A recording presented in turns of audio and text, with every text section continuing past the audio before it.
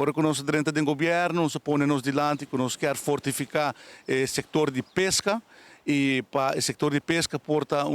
setor que está drive, mas tem sua infrastrutura, significa que os pescadores não estão na pier,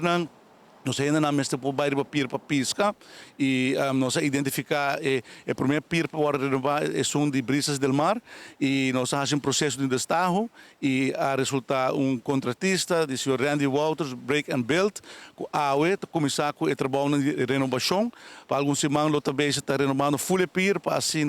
poder usar back completamente para nós pescadores, este não que marabota, este não que pesca, mas também para a comunidade de Savaneta que por usar para recreação, para landra, para passatempo, ameno à tarde, de weekend, está uma propriedade de pueblo e o governo está investindo nessa aqui para toda gente por fazer uso de especialmente cidadãos de Savaneta, mas também toda a comunidade de nós pescadores e este não que gosta de deporte e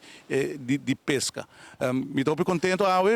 quero agradecer, em primeiro lugar, Santa Rosa e DOE para fazer todo o trabalho preparativo, para pôr a destaho, para poder chegar no contratista. Também me quero agradecer a Fundação Savaneta, a primeira capital, que está partner clave do governo do projeto aqui também,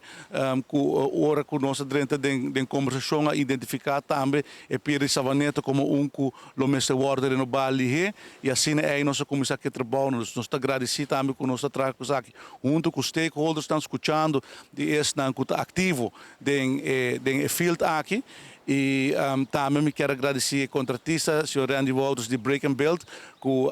ofereceu para fazer o pier aqui, a gana e destaho, e a começar com o trabalho na maneira que a ser palavra.